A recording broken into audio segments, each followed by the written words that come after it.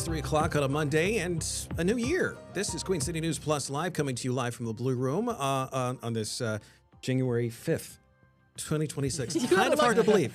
Yeah, I'm like, just making Is January sure. what? And January wait, what year? Yeah, it's one of those days.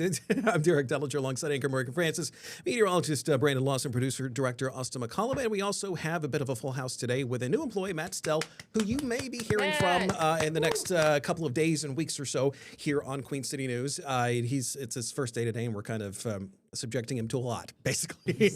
Met a lot of people today. Yeah, met a lot of people, and also getting familiar, getting the laptop, getting everything that we kind of need to get the job done.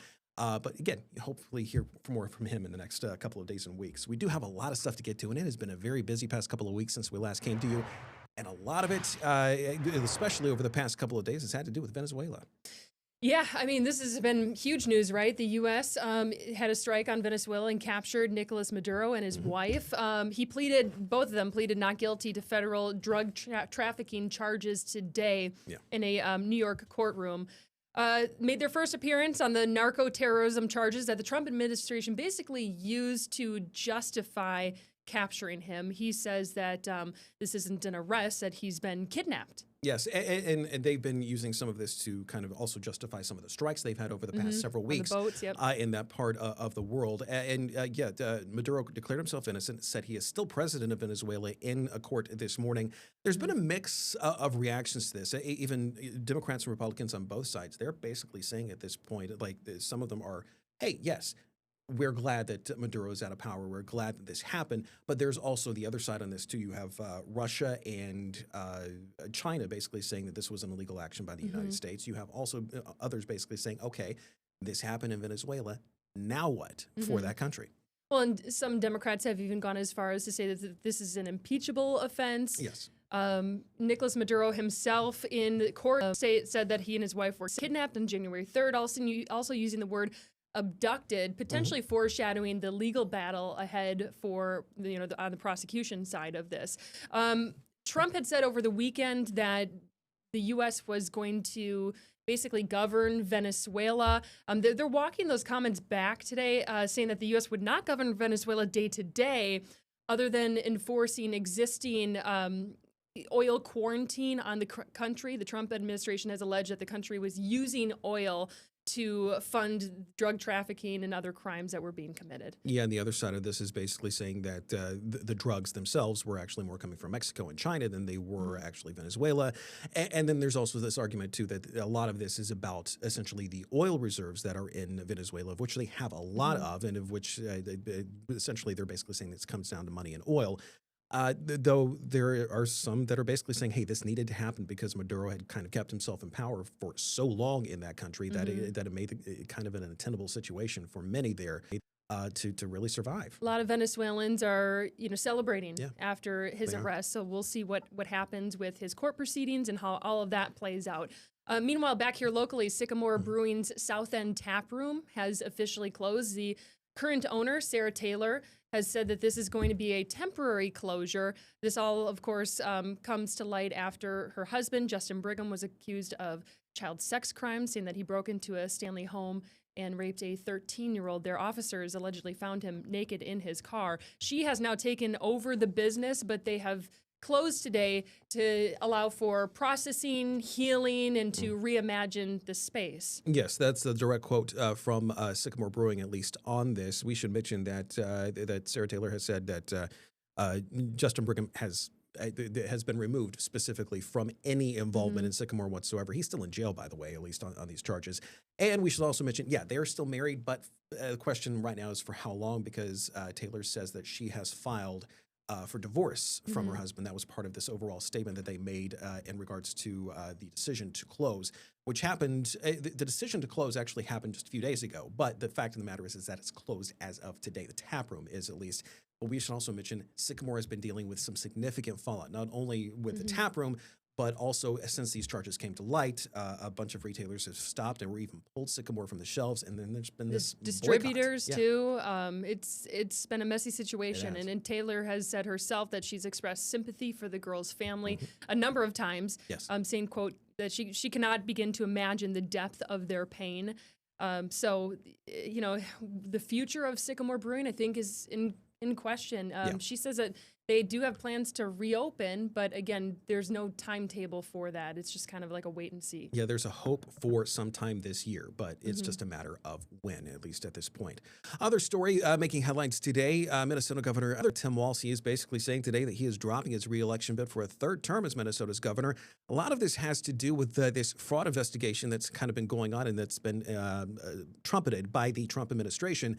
Over some fraud allegations, specifically in the daycare center system within the state. Now, we should mention Tim Walz. He was the vice presidential candidate for Walz, Harris in the 2024 campaign. But this fallout, and some of it has been associated with what we had received from the past couple of days from this YouTuber. Yeah, Nick Shirley. He's just his investigation into these child care facilities has exploded. If you add up all of the numbers that have been presented in his roughly 40 minutes of video, it amounts to $110 million in fraudulent activity, visiting mostly Somali-run daycare centers, and he alleges that many of them are empty, that there are no children in them. Federal and state officials have acknowledged broader fraud problems in Minnesota, safety net programs. I mean, but they're estimating that this could be up to $18 billion spent on a number of high-risk programs that has been stolen. So I think, it goes much deeper than Nick Shirley's video, but this is kind of the, the viral moment that a lot of people have capitalized on.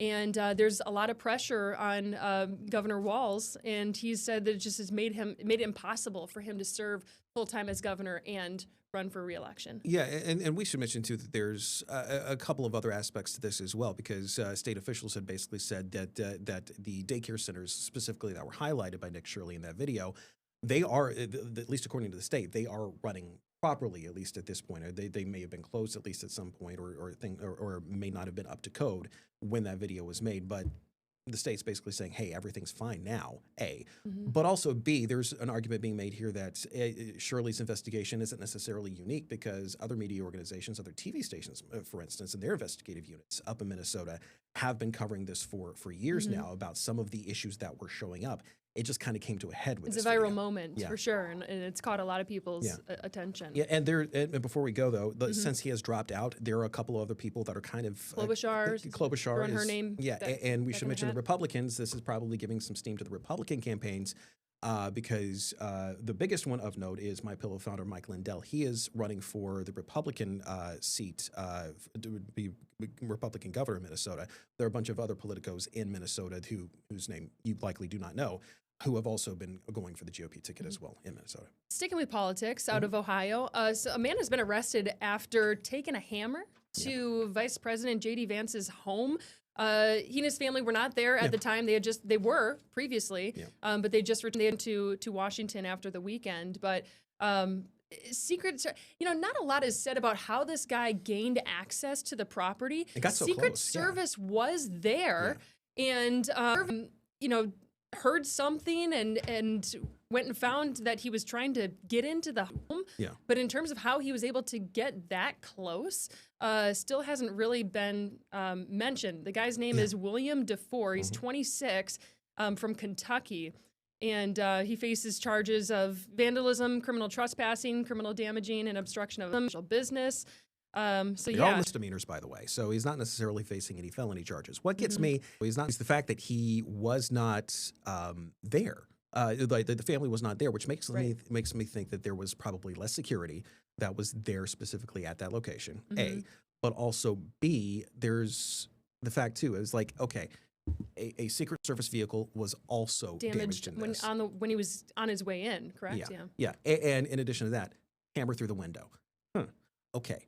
Kind of makes you wonder exactly what kind of after circumstances, like how many security checks are in a place like that. That is considered an alternative residence per se. Yeah, I mean he does have a history too. This guy faced an earlier charge of vandalism in 2024 and agreed to treatment under the county's mental health court system. So there's something else in the background there.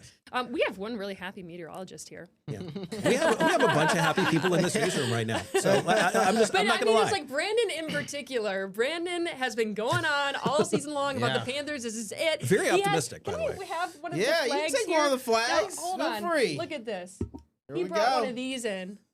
Show it off. There you go. There you go. On Falcons' wings, the Panthers clinch the NFC South. Yes. How incredible. Yes, and they're going to be facing the Rams on Saturday. And They already beat them yeah, once true. before. It could happen But again. Queen City News is going to be the one that's going to be showing the game. And Saturday, 4:30, it'll be on broadcast and cable, Yep. not necessarily here on the app, but we will be having some extended coverage, not only here on Queen City News Plus, but also throughout the day. Actually, leading up, starting tomorrow, we're going to be doing a couple of things.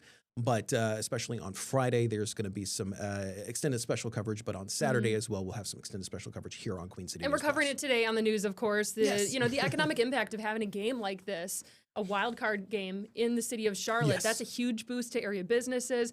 I will say, okay, I don't want to be the Debbie Downer, but they're not Just exactly favored. Okay, the Rams are favored by like 9.5, 10.5 points right now. That's how we like it. That's the way we like it, right that's- there. You know, they were probably Cute Casey in the sunshine. They were van. favored. All right, let's bring in the happy-go-lucky meteorologist, Brandon Lawson. Yes. I got the shirt too. Yeah, This is well, the hey, 2015. South is Look at that. Did you get that over the NFC. weekend? No, No. that's from 2015. Oh, 2015. 2015. Last time Oh, I was in the okay. division. South is on lock. Yep. There It's you go. on lock. Yeah, okay. The weather, shall we say, has not entirely. In fact, It's feeling like a We've been locked Monday. in with the clouds. locked in with the clouds. In fact, you see that temperature bug at the upper right-hand portion of the screen. It says foggy, 53, and you might see some of all the clouds that are out there as well. It's just been it's been overcasty. Yeah, clouds Yeah. have been holding strong. You know, we had fog earlier this morning, and the fog lifted into what we call a stratus cloud layer. So the stratus clouds are just holding very low. So we got a pretty low ceiling today, and unfortunately, it's just taken so long for those clouds to break. And unfortunately, that's also keeping us cooler. Temperatures only in the 40s in spots like Lincolnton, Statesville, 46 in Hickory. We're at 48 in Shelby right now. These were areas that were supposed to be in the mid to upper 50s, but look at the friends to the southeast as you're getting towards Charlotte. We're at 56 degrees, 59 in Monroe, 63 degrees in Lancaster, 64 in Sherall. So those are areas where that fog did burn off, rose into a stratus cloud layer, and that stratus cloud layer actually broke for more sunshine southeast of I-85. So that's why we have seen warmer temperatures there this afternoon. Lows tonight only dropping into the upper 30s and low 40s. So it's going to feel pretty mild tomorrow morning. When you wake up, you might not need that heavy coat you've been putting on here to start the winter months. You might just need more of a heavy coat in the morning, just not that big puffy coat that you've been wearing here over the last several weeks. Now, high pressure is over the top of the area, so we do have sun. It's just above some of those stratus clouds that are still tucked low to the ground, and temperatures are going to be warming up this week. So one thing to note, we're seeing 60 southeast of I-85. I expect areas southeast of I-85 and even towards Charlotte and maybe west near 70 degrees later this week. So 60s and 70s for high temperatures. That's the story for you mid to late this week, near record heat. And then we've got a late week cold front that's going to be moving through, and that might impact things for Like our he's got a Panthers prop. at 4:30 on Queen City News. Of course. So we'll definitely be talking about that forecast coming up in about 5-10 minutes, guys. You are Hi, just so Brandon. happy right now. Oh man, I am overjoyed. I was on my knees Saturday. Yeah. I was pretty down. The difference between Saturday and Sunday, yeah, big difference in emotion. Thank you, Falcons. Never thought we'd be cheering on a division rival. All right, coming up after the break, Consumer Electronics Show just happened, and they debuted some really interesting products. We're going to highlight just a few of the ones that stuck out to us when we come back. And one that the cat might just swat away. Just say. This is Queen City News Plus Live.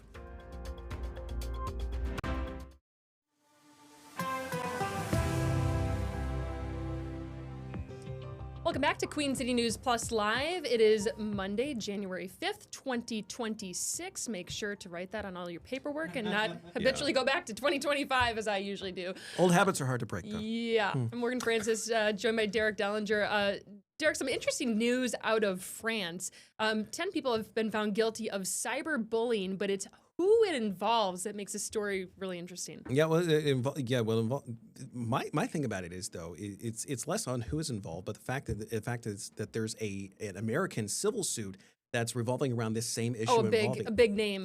Two big names. Involving really. yeah. So this revolves around the first lady of France, Brigitte Macron, and some of the allegations that have been made online by people who basically say not only they've been basically attacking her gender, her sexuality, going so far as even to say and basically say with confidence, even though it's not true, that she was born a male. Now, we need to emphasize here, in France, the rules are different. Free speech is a little bit different there. And as a result of all the cyberbullying that happened, this was a criminal charge. And one of these people was sentenced to 6 months in jail. Of course, we've been told that it can be suspended and or put in. They can be served at home. But some of these others that were involved were also given suspended and a number of sentences as people, well. all 10 of them have to pay, a 10,000 euros, which is basically $11,600 for compensation to Brigitte Macron for moral damage.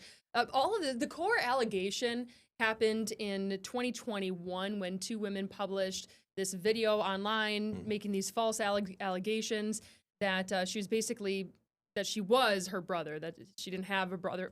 And anyway, it's not true, and this has just kind of spiraled since then. Among others, some of the other things that were said online, there is a 24-year age gap between President Emmanuel Macron and Brigitte Macron, and Brigitte Macron is older, and the allegations were made that basically the relationship amounted to pedophilia. These were the direct quotes. There. Right. Yeah. And this has also been pushed by Candace Owens, a right-wing commentator. She's being sued for her comments made about it as well, accusing her of basically further spreading these Macrons, claims. no less. Right. So, interesting now that 10 people have been found guilty, and I think they're hoping that this will kind of squash all those false allegations. Yes, there is something that has the internet kind of ticking right now, and it actually revolves around something called Polymarket. Now, if you're familiar with Polymarket, if you're not familiar with Polymarket, it's more of it's a prediction site, and you can make bets on predictions, and it uses cryptocurrency. So apparently, someone put a bet on, shall we say, something that would be happening by January 31st, i.e., namely that the U.S. would be entering Venezuela and Nicolas Maduro would be out of power. That have happened over the weekend, and the person who made that bet made a ton of money. So that being said, there's a lot of speculation as to who that person might be. I don't think there's anything that actually points to a specific person. I think everything's all speculative. But again, the real question is who had advanced knowledge that this was going to happen, and you would think that would be a very small circle of people. So run with that however you might. There is one person online on Twitter, X, whatever you want to call it these days. They did make a point of saying that like, hey, it could be Barron Trump, or it could be a member of the Trump family, and the Trump family does have they do have connection with these prediction markets. But as far as whether or not they're feasible, right. I mean, the position was worth $437,000, a 1,242% return in less than a week. And the account was just opened like days prior. Yeah, and I think it was only like 32,000 that was put in, but was able to get that 437,000. Account was made on December 27th. Yeah, which should tell you. The timing is suspect. Yes. So let's go to the Consumer Electronics Show, because there are a bunch of things out there that, I'll put it to you this way. This show basically previews some of the gadgets you will want to get in your home. Possibly. It's just a matter of whether or not you would actually want such a thing. So let's start off with this one. I have thoughts on this one. Yes. The AI haircut tool. Haircutting tool. First of all, there's a band that goes around the back of the hair. So my question is, like, how do you get a full head haircut when you've got this strap that goes all the way around your head? But it's interesting. It uses AI to basically fade properly, all of that. Because as guys, they have to constantly change the, what do you call it? At the end of the clipper length. Yeah. And my thing is that, okay, is it automatically adjusting the clipper length? Yes. Okay, so that's what it does. Okay. Yeah, so you basically punch in all the details, and it kind of scans it, and it goes along. Yeah. I'd be, my mom was a hairdresser for a very long time. I'd be interested to hear her thoughts on this. I think it's probably good for the guy at home who doesn't want to go pay to get his haircut. This is another one. This is a pet camera. Yeah, the pet camera. It's a robot companion that follows your pet around. So here's my thing with this. a dog or very much a cat Berserk. Very much a cat. Man, Berserk. would just swat that thing away. That's all the footage you're gonna get. And my thing about it is, okay, it's going to be following the pet around. Cat looks back and it's like, really?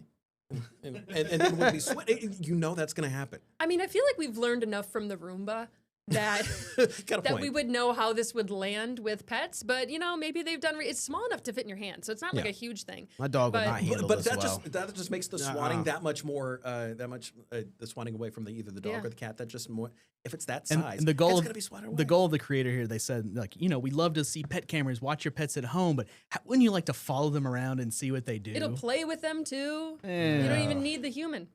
My dog gets freaked out from stationary cameras. let Oh, alone- yeah.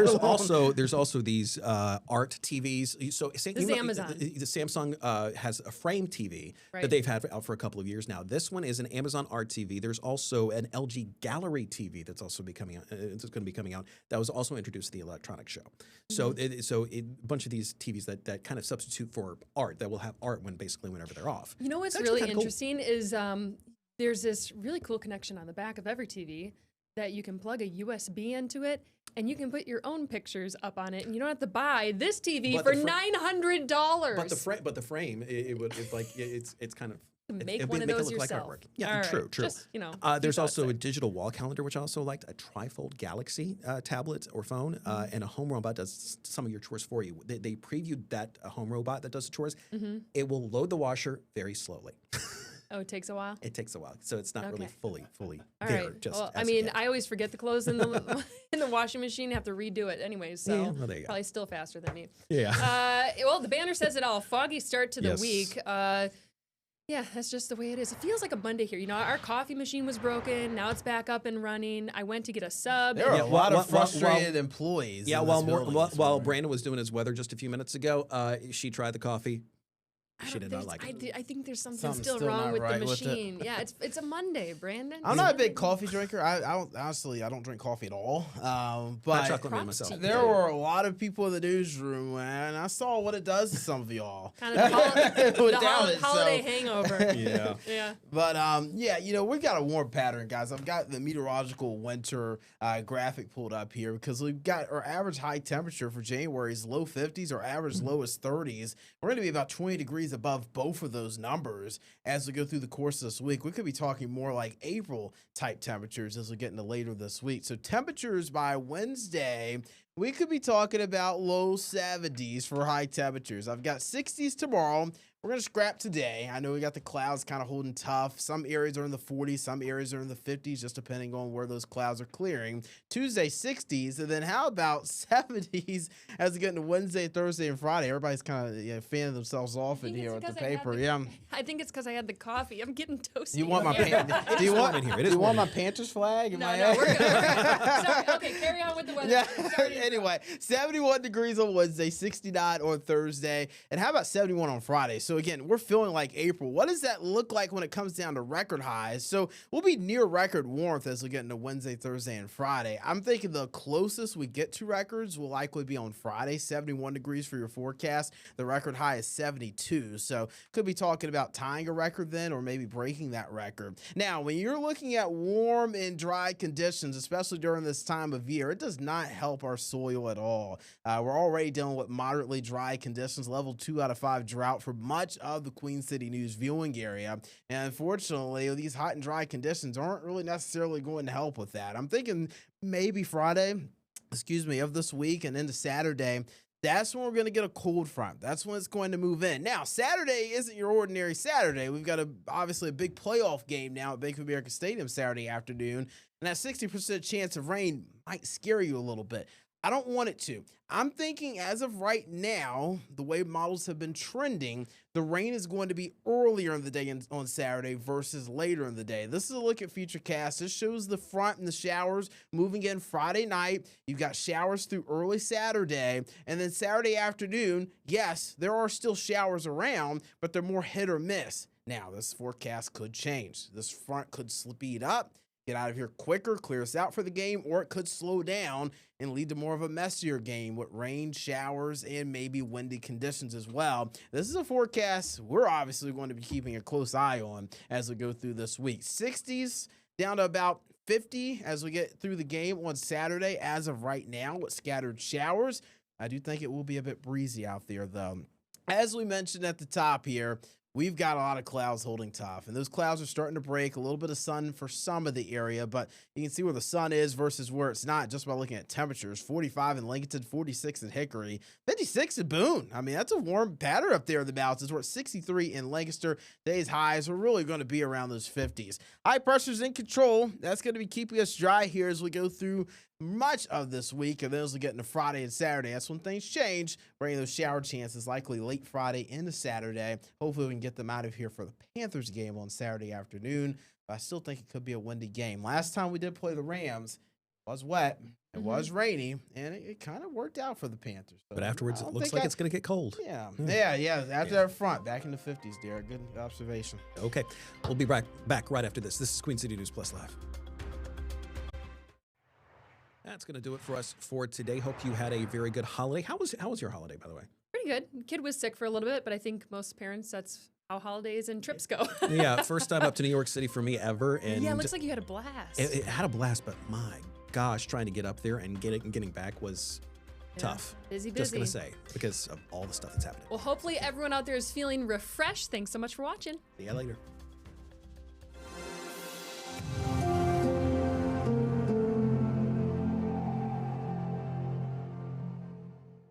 Queen City News Plus. Just search Queen City News on your smart TV's app store.